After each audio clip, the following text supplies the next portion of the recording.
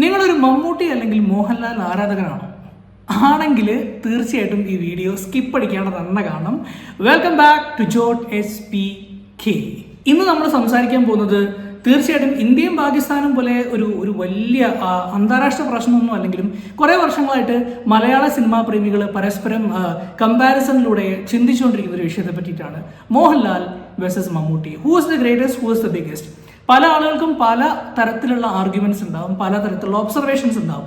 എന്നാൽ ഈ വീഡിയോയിൽ ഞാൻ നോക്കി കാണാൻ പോകുന്നത് മോഹൻലാൽ മമ്മൂട്ടി ഈ രണ്ടുപേരുടെയും കഴിഞ്ഞ 5 വർഷത്തെ ബോക്സ് ഓഫീസ് പെർഫോമൻസ്, അതോടൊപ്പം തന്നെ ചില വളരെ ഇൻട്രസ്റ്റിംഗ് ആയിട്ടുള്ള ഫാക്ട്സ് ആണ്. എൻ്റെ കഴിഞ്ഞ വീഡിയോയും ഈ വീഡിയോയും തമ്മിലുള്ള ഒരു ഗ്യാപ്പ് എന്ന് പറയുന്നത് ഏകദേശം 10 ദിവസത്തിൻ്റെയാണ്. അപ്പോൾ ഈ 10 ദിവസം ഗ്യാപ്പ് ഞാൻ എടുത്തതിൻ്റെ മേജർ റീസൺ എന്ന് പറയുന്നത് ഈ ഒരു വിഷയത്തെ സംബന്ധിച്ചിട്ട് അത്യാവശ്യം തരക്കേടില്ലാത്ത രീതിയിൽ ഒരു റിസർച്ച് നടത്താൻ വേണ്ടിയിട്ടാണ്. അപ്പോൾ അത് നടത്തിയതിൻ്റെ റിസൾട്ടുകളാണ് ഇപ്പോൾ ഞാൻ നിങ്ങളുടെ മുമ്പിലേക്ക് വെക്കാൻ പോകുന്നത്. ഇത് കേൾക്കുമ്പോൾ തീർച്ചയായിട്ടും ചില മമ്മൂട്ടി ഫാൻസിനും ചില മോഹൻലാൽ ഫാൻസിനും നല്ല രീതിയിൽ പൊള്ളാൻ സാധ്യതയുണ്ട്. പക്ഷെ നിങ്ങളുടെ പൊള്ളലിനുള്ള മരുന്ന് തീർച്ചയായിട്ടും എനിക്കില്ല. കാരണം ഈ ഒരു ചാനലിന് ഫാക്ട്സിനെ ഫാക്ട്സ് ആയിട്ട് മാത്രമേ പ്രസന്റ് ചെയ്യാൻ പറ്റുള്ളൂ. 2020 ശേഷമുള്ള മോഹൻലാൽ മമ്മൂട്ടി സിനിമകളുടെ ബോക്സ് ഓഫീസ് പെർഫോമൻസ് നമ്മളൊന്ന് താരതമ്യം ചെയ്യാം. കണക്കുകൾ നോക്കുകയാണെങ്കിൽ 2020 മുതൽ ഇപ്പോൾ ഇറങ്ങിയ ബസൂക്ക വരെയുള്ള 15 സിനിമകളാണ് നമ്മൾ മമ്മൂട്ടിയുടെ ഈ ഒരു പെർട്ടിക്കുലർ അനാലിസിസിൽ കൺസിഡർ ചെയ്യുന്നത്. അതിന് പ്രത്യേകിച്ച് കാരണം എന്താണെന്ന് വെച്ച് കഴിഞ്ഞാൽ ഞാൻ ഓസ്ലർ എന്നുള്ള സിനിമ മമ്മൂട്ടിയുടെ തിയേറ്ററിക്കൽ ബോക്സ് ഓഫീസ് ഹിറ്റ് എന്നുള്ള രീതിയിൽ ഞാൻ കാൽക്കുലേറ്റ് ചെയ്തിട്ടില്ല. ഇതേ ഒരു കാര്യം തന്നെ ഞാൻ മോഹൻലാൽ ഫിലിംസിനെ അനലൈസ് ചെയ്യുമ്പം കൺസിഡർ ചെയ്യുന്നുണ്ട്. കാരണം മോഹൻലാലിൻ്റെ ജയിലർ എന്ന് പറഞ്ഞിട്ടുള്ള ക്യാമിയോ ഉണ്ടായിരുന്ന സിനിമ ഞാൻ ഈ ഒരു ബോക്സ് ഓഫീസ് പെർഫോമൻസ് കാറ്റഗറിയിലേക്ക് കൺസിഡർ ചെയ്യുന്നില്ല. തീർച്ചയായിട്ടും ഈ രണ്ടും ഏകദേശം ബാലൻസ്ഡ് ആവുമെന്ന് എനിക്ക് വിശ്വാസമുണ്ട്. കാരണം ജയിലർ എന്നുള്ള സിനിമ മലയാളത്തിൽ കളക്ട് ചെയ്തത് ഏകദേശം 57 കോടി രൂപയാണ്. രജനീകാന്ത് സിനിമ എന്നുള്ളതിനപ്പുറത്തേക്ക് മലയാളത്തിൽ ഇത്രയും വലിയൊരു കളക്ഷൻ വരാൻ തീർച്ചയായിട്ടും മോഹൻലാലിൻ്റെ പ്രസൻസ് വലിയൊരു ഫാക്ടർ ആയിട്ടുണ്ട്. പക്ഷെ അത് നമ്മളിവിടെ കൺസിഡർ ചെയ്യുന്നില്ല. And also we are avoiding Abraham Ozler. ഇപ്പം നമ്മൾ നോക്കിക്കാണുന്ന മമ്മൂട്ടിയുടെ 15 സിനിമകൾ എന്ന് പറഞ്ഞാൽ 2020 ഷൈലോക്ക്, 2021 ദ പ്രീസ്റ്റ്, പിന്നെ 1, 2022 ഭീഷ്മപർവം, CBI 5 ദ ബ്രെയിൻ, പുഴു, റോഷാക്ക്, പിന്നെ 2023 നൻപകൽ നേരത്ത് മയക്കം, ക്രിസ്റ്റഫർ, കണ്ണൂർ സ്ക്വാഡ്, കാതൽ ദ കോർ, പിന്നെ 2024 Bramayugam, Turbo, and 2025 Dominic and the ladies purse and bazooka. ഇനി നമ്മളൊരു അനാലിസിസിലേക്ക് പോകുമ്പം 2-3 കാര്യങ്ങൾ നമ്മൾ നോക്കേണ്ടത് എന്താണെന്ന് വെച്ചാൽ, ഒന്നൊരു സിനിമയുടെ ബജറ്റും ആ സിനിമയുടെ ബോക്സ് ഓഫീസ് പെർഫോമൻസുമാണ്. 2020 മുതൽ 25 വരെയുള്ള കാലയളവിൽ മമ്മൂട്ടിയുടെ ഹിറ്റ് സിനിമകളുടെ എണ്ണം എടുക്കുകയാണെങ്കിൽ 4 ഹിറ്റ് സിനിമകളാണ് മമ്മൂട്ടിക്ക് ഈ ഒരു കാലഘട്ടത്തിൽ ഉണ്ടായിട്ടുള്ളത്. 4 ഹിറ്റ് സിനിമകൾ ഏതൊക്കെയാണ്? Shylock, the priest, CBI 5 the brain, Rorschach. ഈ 4 സിനിമകളും ഹിറ്റ് സിനിമകളുടെ കാറ്റഗറീസിലാണ് വരുന്നത്. ഇനി മമ്മൂട്ടിയുടെ സൂപ്പർ ഹിറ്റ് സിനിമകളുടെ കാറ്റഗറീസിൽ നോക്കുകയാണെങ്കിൽ ഭീഷ്മപർവം 2022 ഇറങ്ങിയ ഭീഷ്മപർവം എന്നുള്ള സിനിമയാണ് മമ്മൂട്ടിക്ക് ഒരു സൂപ്പർ ഹിറ്റ് ഉള്ളത്. പിന്നെ അടുത്തത് കണ്ണൂർ സ്ക്വാഡ് എന്നുള്ള സിനിമയാണ് 2023, ആൻഡ് ഭ്രമയുഗം 2024. ഇത്രയും സിനിമകളാണ് മമ്മൂട്ടിയുടെ സൂപ്പർ ഹിറ്റുകൾ. ഇനി ആവറേജ് കാറ്റഗറിയിൽ നമ്മൾ നോക്കുകയാണെങ്കിൽ നൻപകൽ നേരത്ത് മയക്കം, കാതൽ the core, Turbo, Dominic, bazooka, ഈ സിനിമകളൊക്കെ തിയേറ്ററിൽ അത്യാവശ്യം തിരക്കുകളിലൊക്കെ ബിസിനസ് ചെയ്ത് ആവറേജ് എന്നുള്ളൊരു സ്റ്റാറ്റസിലേക്ക് എത്തിയ സിനിമകളാണ്. ഇനി മമ്മൂട്ടിയുടെ ഈ ഒരു കാലഘട്ടത്തിൽ, അതായത് 2020 മുതൽ 25 വരെയുള്ള കാലഘട്ടത്തിൽ ഫ്ലോപ്പ് ആയിട്ടുള്ള സിനിമകൾ എന്ന് പറഞ്ഞാൽ 2 സിനിമകളാണ്. ഇത്രയും സിനിമകൾക്കിടയിൽ വെറും 2 സിനിമകളാണ് അദ്ദേഹത്തിൻ്റെ ഫ്ലോപ്പ് വന്നിരിക്കുന്നത് എന്നുള്ളതാണ് ശരിക്കും ആ ഒരു ആക്ടറിൻ്റെ കഴിഞ്ഞ 5 വർഷത്തെ ഏറ്റവും വലിയ അച്ചീവ്മെന്റ് എന്ന് പറയുന്നത്. കാരണം ഒരു ആക്ടറിനെ സംബന്ധിച്ചിടത്തോളം ഏകദേശം ഈ 15 സിനിമകൾ എന്നുള്ളതിൽ ഒരു സിനിമ, ഞാനിപ്പോൾ പറഞ്ഞതിനകത്ത് ഒരു സിനിമ OTT റിലീസ് സിനിമയാണ്. അപ്പോൾ അത് പുഴുവാണ്. അപ്പോൾ ആ സിനിമ ഒഴികെ ബാക്കിയുള്ള സിനിമകളൊക്കെ നോക്കുമ്പോൾ 14ഓളം സിനിമകൾ തിയേറ്ററിൽ ഇറക്കിയിട്ട് വെറും 2 സിനിമകളാണ് ഫ്ലോപ്പ് ആയിട്ടുള്ളത് എന്നുള്ളതാണ് മമ്മൂട്ടി എന്നുള്ള ഒരു ആക്ടറിൻ്റെ ഏറ്റവും വലിയൊരു അച്ചീവ്മെന്റ്. ഒരു സിനിമയുടെ മുതൽ മുടക്കും അതിൻ്റെ റിക്കവറിയും തമ്മിൽ ഒരു കാര്യമായിട്ടുള്ളൊരു അന്തരം വന്നു കഴിഞ്ഞാൽ മാത്രമേ ആ സിനിമ ഒരു ആവറേജ് അല്ലെങ്കിൽ ഒരു ഹിറ്റ് സിനിമയാവുള്ളൂ. അപ്പോൾ ചില സിനിമകൾ ഈ 1 പോലത്തെ സിനിമകൾക്ക് സംഭവിച്ചതെന്ന് വെച്ച് കഴിഞ്ഞാൽ 10 കോടി മുതൽ മുടക്കും 12 കോടി റിക്കവറി എന്ന് പറയുമ്പം അതിൻ്റെ പ്രൊഡ്യൂസർക്ക് പിന്നെ അതിൻ്റെ OTT ഡീലും മറ്റു കാര്യങ്ങളൊക്കെ ആയിട്ട് വെച്ച് നോക്കുമ്പോൾ ആ സിനിമ ഒട്ടും വർക്കായിട്ടില്ല എന്നുള്ളതാണ് നമ്മൾ അതിനൊരു ഫ്ലോപ്പ് കാറ്റഗറിയിലേക്ക് ഇടാൻ കാരണം. അതേ സെയിം സാധനമാണ് ക്രിസ്റ്റഫറിൽ ശരിക്കും ബിഗ് ലോസ് ആണ് വന്നിരിക്കുന്നത്. 18 കോടി മുതൽ മുടക്ക്, അതിൽ വെറും 7 crores ആണ് റിക്കവറി വന്നിട്ടുള്ളത്. OTT ഡീലിനും ആ സിനിമയെ രക്ഷിക്കാൻ കഴിഞ്ഞിട്ടില്ല. അപ്പം ഇതാണ് വളരെ ക്വിക്ക്ലി ഞാൻ മമ്മൂട്ടി സിനിമകളുടെ ഒരു ഓവർവ്യൂ എന്നുള്ള രീതിയിൽ പറഞ്ഞിട്ടുള്ളത്. ഇനി നമ്മൾ മോഹൻലാൽ എന്നുള്ള ഒരു ആക്ടറിൻ്റെ ബോക്സ് ഓഫീസ് പെർഫോമൻസ് കഴിഞ്ഞ വർഷങ്ങൾ 2020-നും 2025-നും ഇടയിലുള്ള ബോക്സ് ഓഫീസ് പെർഫോമൻസുകളെ കുറിച്ച് നമ്മൾ നോക്കുകയാണെങ്കിൽ മോഹൻലാൽ എന്നുള്ളൊരു നടൻ്റെ കരിയറിലെ തന്നെ ഏറ്റവും മോശമായിട്ടുള്ള കുറച്ച് വർഷങ്ങളാണ് ശരിക്കും ഈ 2020 തൊട്ട് 25 വരെയുള്ള വർഷങ്ങളിൽ സംഭവിച്ചിരിക്കുന്നത്. പക്ഷേ ഇതിനൊരു പ്രധാന കാരണമുണ്ട്. ആ കാരണം പക്ഷേ ഞാൻ ഇപ്പോൾ പറയില്ല, ഈ വീഡിയോയുടെ അവസാനത്തിലേക്ക് ഞാനൊന്ന് മാറ്റി വയ്ക്കുകയാണ്. നമുക്ക് ഈ ബോക്സ് ഓഫീസ് പെർഫോമൻസ് ഒന്ന് ഇവാലുവേറ്റ് ചെയ്തേക്കാം അല്ലേ.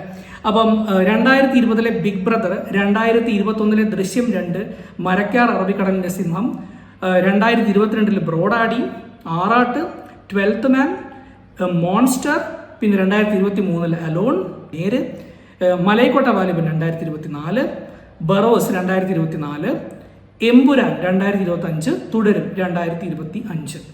ഇത്രയും സിനിമകളാണ് 2020-നും 2025-നും ഇടയിൽ മോഹൻലാലിൻ്റെതായിട്ട് പുറത്തു വന്നിരിക്കുന്നത്. ഇതിൽ തന്നെ ഏറ്റവും ഇമ്പോർട്ടൻ്റ് ആയിട്ടുള്ള ഒരു കാര്യം, എല്ലാവരും നോക്കേണ്ട ഒരു കാര്യം, 3 സിനിമകൾ OTT റിലീസാണ്. അതായത് ദൃശ്യം 2, ബ്രോഡാഡി ആൻഡ് 12th മാൻ. ഈ 3 സിനിമകളും OTT റിലീസാണ്.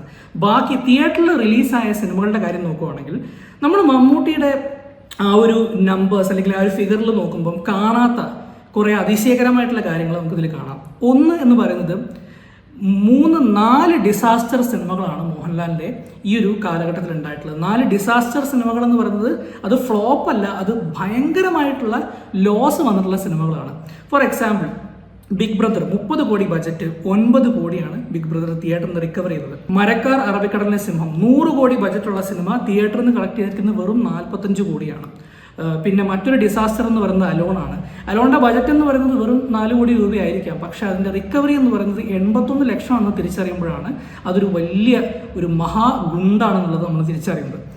ഇത് കഴിഞ്ഞിട്ട് ഏറ്റവും അവസാനം മലൈക്കോട്ട വാലിബൻ എന്നുള്ള സിനിമ 65 കോടി രൂപ ചെലവഴിച്ചുണ്ടാക്കിയ സിനിമ തിയേറ്ററിൽ നിന്ന് വെറും 30 കോടിയാണ് മലൈക്കോട്ട വാലിബൻ റിക്കവർ ചെയ്തിരുന്നത്.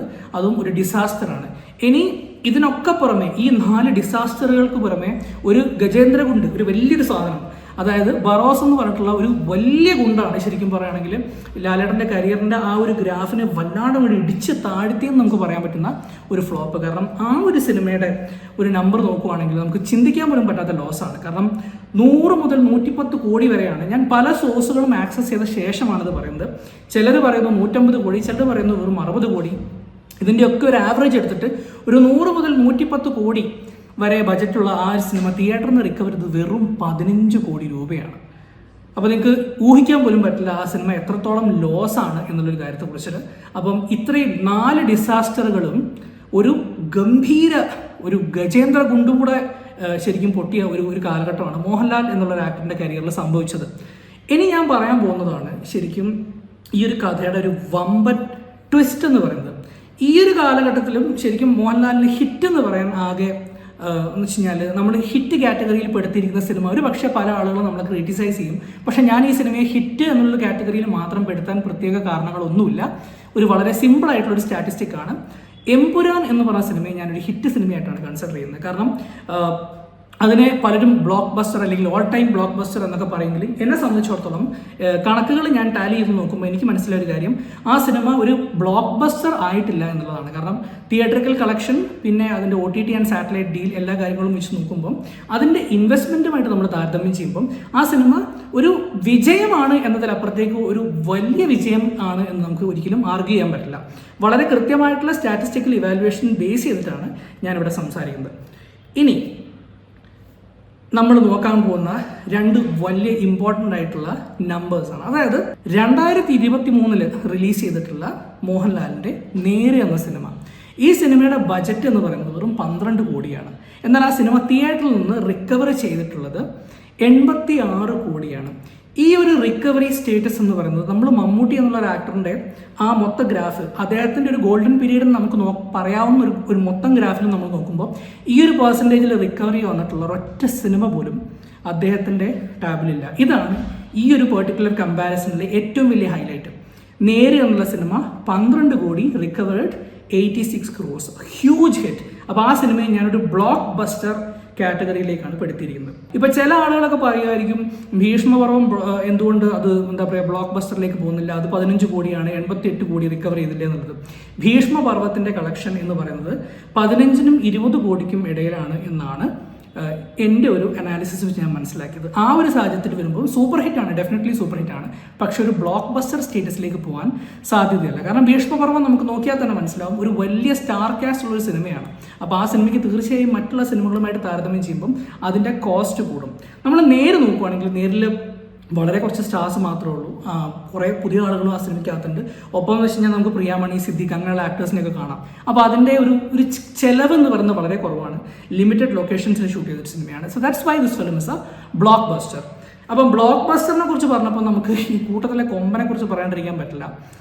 ഇപ്പം തിയേറ്ററുകളിൽ നിറഞ്ഞു ഓടിക്കൊണ്ടിരിക്കുന്ന നമ്മുടെ തുടരും എന്ന് പറഞ്ഞിട്ടുള്ള സിനിമ, ആ സിനിമയുടെ റിക്കവറി ഗ്രാഫ് എന്ന് പറയുന്നത് നമ്മൾ ചിന്തിക്കുന്നതിലേക്ക് എത്രയോ അപ്പുറത്താണ്. കാരണം ഇപ്പോഴത്തെ ഒരു അനാലിസിസ് വെച്ചിട്ട് ഇപ്പം ആ സിനിമ 200 കോടി ക്ലബിൽ കയറിയിട്ടുണ്ട് എന്നാണ് നമുക്ക് മനസ്സിലാക്കാൻ പറ്റുന്നത്. അത് തന്നെയാണ് ട്രാക്കേഴ്സും സൂചിപ്പിക്കുന്നത്. 200 കോടി ക്ലബിൽ കയറി എന്ന് പറയപ്പെടുന്ന തുടരും എന്ന് പറഞ്ഞ സിനിമയുടെ ബജറ്റ് എന്ന് പറയുന്നത് ഏകദേശം 25-നും 30 കോടിക്കിടയിലാണ്. സോ റിക്കവറി പെർസെൻറ്റേജ് എന്ന് പറയുന്നത് അൺപാരലൽഡ് ആണ്. And this film is an all time block buster. ശരിക്കും പറയുകയാണെങ്കിൽ ഇപ്പോൾ മലയാള സിനിമയിലെ ഓൾ ടൈം ബ്ലോക്ക് ബസ്റ്റർ എന്നുള്ള ഒരു കിരീടം തുടരും എന്ന് പറഞ്ഞിട്ടുള്ള സിനിമയിലാണ്. ഇപ്പം ഈ രണ്ട് കമ്പാരിസൺ നമ്മൾ നോക്കുമ്പോൾ രണ്ട് കാര്യങ്ങൾ നമുക്ക് വളരെ ക്ലിയർ ആയിട്ട് ഒബ്സർവ് ചെയ്യാൻ പറ്റും. ഒന്ന്, മമ്മൂട്ടി ആസ് ആൻ ആക്ടർ. കാരണം ഈ ഒരു പീരീഡിൽ തന്നെ മമ്മൂട്ടിയുടെ പെർഫോമൻസസിന് പലതരത്തിലുള്ള അവാർഡുകൾ, national and international critical acclaim, ഇത്തരത്തിലുള്ള പല സംഭവങ്ങളും കിട്ടിയിട്ടുള്ളതാണ്. തീർച്ചയായിട്ടും നൻപകൽ നേരത്ത് മയക്കം പോലത്തെ സിനിമകൾ, അല്ലെങ്കിൽ ഇപ്പം ഭ്രമയുഗത്തിന് തീർച്ചയായിട്ടും മമ്മൂട്ടിക്ക് ഒരു അവാർഡ് വരും എന്ന് ഉറച്ച് വിശ്വസിക്കുന്ന ആളുകളുടെ കൂട്ടത്തിലാണ് ഞാനും പെടുന്നത്. അപ്പം അവാർഡ്സിൻ്റെ കാര്യത്തിലാണെങ്കിലും കൺസിസ്റ്റൻസി എന്നുള്ളൊരു കാര്യത്തിലാണെങ്കിലും നമ്മൾ നോക്കുകയാണെങ്കിൽ തീർച്ചയായിട്ടും മോഹൻലാലിനെക്കാളും എത്രയോ മുകളിലാണ് ഇപ്പം കഴിഞ്ഞൊരു 5 വർഷമായിട്ട് മമ്മൂട്ടി എന്നുള്ളത് നമ്മൾ തുറന്ന് സമ്മതിക്കേണ്ടി വരുന്നൊരു ഫാക്ടറാണ്. പക്ഷേ ആസ് എ സ്റ്റാർ ഒരു ഇൻഡസ്ട്രിയെ ഷോൾഡർ ചെയ്യാനുള്ളൊരു കപ്പാസിറ്റി എന്ന് പറയുന്നത്, അല്ലെങ്കിൽ ഒരു ഇൻഡസ്ട്രിയിൽ ഒരു ബെഞ്ച് മാർക്ക് ക്രിയേറ്റ് ചെയ്യുക എന്നുള്ളതാണ് ഒരു സ്റ്റാർഡത്തിൻ്റെ ഏറ്റവും അവസാനത്തെ വാക്ക് എന്നാണ് ഞാൻ വിശ്വസിക്കുന്നത്. അങ്ങനെ നമ്മൾ നോക്കിക്കാണുമ്പം ഏറ്റവും ആദ്യത്തെ 50 കോടി സിനിമ മോഹൻലാലിൻ്റെയാണ്, ഏറ്റവും ആദ്യത്തെ 100 കോടി സിനിമ മോഹൻലാലിൻ്റെയാണ്, ഏറ്റവും ആദ്യത്തെ 200 കോടി സിനിമ മോഹൻലാലിൻ്റെ അല്ല. പക്ഷേ ഇപ്പം ബോക്സ് ഓഫീസ് കളക്ഷൻ്റെ കാര്യത്തിൽ ഏറ്റവും മുകളിലെത്തി നിൽക്കുന്ന സിനിമ ഉൾപ്പെടെ മോഹൻലാലിൻ്റെയാണ്. സോ അൺപാരലൽഡ് ആയിട്ടുള്ള ബോക്സ് ഓഫീസ് സപ്പോർട്ട്, ജനങ്ങളുടെ ആ ഒരു വികാരം അല്ലെങ്കിൽ ജനങ്ങളുടെ ആ ഒരു സപ്പോർട്ടിൻ്റെ കാര്യത്തിൽ മോഹൻലാൽ തന്നെയാണ് ഇപ്പോഴും കേരള ബോക്സ് ഓഫീസിൻ്റെ മുടിചൂടാ മന്നൻ എന്നുള്ള കാര്യത്തിൽ ഒരു സംശയമില്ലാത്ത കാര്യമാണ്. ഈ ഒരു സ്റ്റാറ്റ്സും ഫിഗേഴ്സും ഞാൻ കളക്ട് ചെയ്യാൻ ഒരുപാട് സമയം എടുത്തതിൻ്റെ കാരണം തന്നെ എന്ന് വെച്ച് കഴിഞ്ഞാൽ പല സോഴ്സസിൽ പല തരത്തിലുള്ള റിപ്പോർട്ടുകളായിരുന്നു. അപ്പോൾ ഈ റിപ്പോർട്ടുകളൊക്കെ ആയിട്ട് താരതമ്യം ചെയ്തിട്ട് ഒരു അത്യാവശ്യം റീസണബിൾ ആയിട്ടുള്ള നമ്പേഴ്സാണ് ഞാനിവിടെ വെച്ചിരിക്കുന്നത്. ഈ വീഡിയോ കൊണ്ടുള്ള ഏറ്റവും വലിയ ഒരു ഉദ്ദേശം ഇതാണ്. കാരണം നിങ്ങൾ ഒരു മോഹൻലാൽ അല്ലെങ്കിൽ ഒരു മമ്മൂട്ടി ഫാനാണെങ്കിലും കണക്കുകൾ പ്രകാരമുള്ള ഒബ്സർവേഷൻസും കാര്യങ്ങൾക്കും പകരം ആരെങ്കിലും വായ തോന്നുന്ന എന്തെങ്കിലും വിളിച്ചിട്ട് പറയുകയാണെങ്കിൽ നിങ്ങൾക്ക് തീർച്ചയായിട്ടും ഈ വീഡിയോ കോട്ട് ചെയ്തുകൊണ്ട് പറയാം, ഇതൊക്കെയാണ് കണക്കുകൾ, ഇതൊക്കെയാണ് ഫാക്ടേഴ്സ് എന്നുള്ളത്. ആ ഫാക്ടേഴ്സിൻ്റെ ഒരു വലിയ റിസൾട്ട് തീർച്ചയായിട്ടും നിങ്ങളുടെ ആർഗ്യുമെൻറ്റ്സിന് കിട്ടുകയും ചെയ്യും. ഇനി ഇതിലൊന്നും പെടാത്ത ഏറ്റവും ഇമ്പോർട്ടൻ്റ് ആയിട്ടുള്ള ഞാൻ പറയണം എന്ന് വിചാരിച്ചൊരു കാര്യം ഞാൻ അവസാനത്തേക്ക് വെച്ചിരുന്നു. അത് ഞാനിപ്പം പൊട്ടിക്കാൻ പോവാണ്. മോഹൻലാലിൻ്റെ കരിയറിൽ വന്നിട്ടുള്ള ഏറ്റവും വലിയൊരു ബ്ലണ്ടർ സംഭവിച്ച ഒരു പീരീഡും കൂടിയാണ് 2020-2025 കാലഘട്ടം. ആ ബ്ലണ്ടർ ഈ പറഞ്ഞ അലോണോ അല്ലെങ്കിൽ മോൺസ്റ്ററോ ഒന്നുമല്ല. ആ ബ്ലണ്ടർ എന്താണെന്ന് വെച്ച് കഴിഞ്ഞാൽ അത്യാവശ്യം നല്ല അഭിപ്രായം വന്ന 3 സിനിമകൾ, അതായത് OTT റിലീസ് ചെയ്ത ശേഷം അത്യാവശ്യം നല്ല രീതിയിൽ ജനങ്ങൾ കണ്ടിഷ്ടപ്പെട്ട 3 സിനിമകൾ OTT എക്സ്ക്ലൂസീവ് റിലീസിന് വേണ്ടി വിട്ടുകൊടുത്തു എന്നുള്ളതാണ് ആ ഒരു കാലഘട്ടത്തിൽ മോഹൻലാൽ അല്ലെങ്കിൽ അദ്ദേഹത്തെ ചുറ്റിപ്പറ്റിയിട്ടുള്ള ആളുകൾ ചെയ്തിട്ടുള്ള ഏറ്റവും വലിയ ബ്ലണ്ടർ. ദൃശ്യം 2, 12th man and bro daddy, ഈ 3 സിനിമകളും OTTയിൽ അത്യാവശ്യം നല്ല രീതിയിൽ ഇമ്പാക്റ്റ് ഉണ്ടാക്കിയതാണ്. ഐ എം 100% ഷുവർ ഈ സിനിമകൾ തിയേറ്ററിൽ റിലീസ് ചെയ്തിരുന്നെങ്കിൽ 3 സിനിമകളും തീർച്ചയായിട്ടും ദൃശ്യത്തിന് കിട്ടിയ മൈലേജ് എന്ന് പറഞ്ഞാൽ നമുക്ക് ചിന്തിക്കാൻ പോലും പറ്റാത്ത ഒരു മൈലേജാണ്. ആ സിനിമ തീർച്ചയായിട്ടും ഒരു 100 crore ക്ലബിൽ കയറുമായിരുന്നു. ബ്രോ ഡാഡി ആവട്ടെ ഈ പറയുന്ന 12th മാൻ ആവട്ടെ, ഈ 2 സിനിമകളും നല്ല പ്രേക്ഷക ഒരു റെസ്പോൺസ് ഉണ്ടായ സിനിമകളാണ്. ഇതൊക്കെ തിയേറ്ററിൽ ഇറങ്ങിയിരുന്നെങ്കിൽ ഇത്രയും അൺഈവനായിട്ടുള്ളൊരു ഗ്രാഫ് തീർച്ചയായിട്ടും മോഹൻലാൽ ഉണ്ടാവില്ലായിരുന്നു.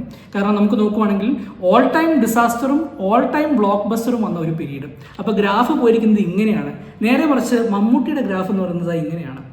സോ ആ കൺസിസ്റ്റൻസി ഫാക്ടറാണ് എപ്പോഴും മമ്മൂട്ടി ആരാധകർ ഉയർത്തി കാണിക്കുന്ന ഒരു ഫാക്ടർ. അത് തീർച്ചയായിട്ടും നമുക്ക് ഇഗ്നോർ ചെയ്യാൻ പറ്റില്ല. പക്ഷേ എത്രയൊക്കെ പറഞ്ഞാലും ഒരു സൂപ്പർ സ്റ്റാർഡം എന്ന് പറയുന്നത് ഒരാൾക്ക് മാത്രം അവകാശപ്പെട്ടതാണ്. And for that reason I still believe that he is the one and only king, ഒരേ ഒരു രാജാവ്.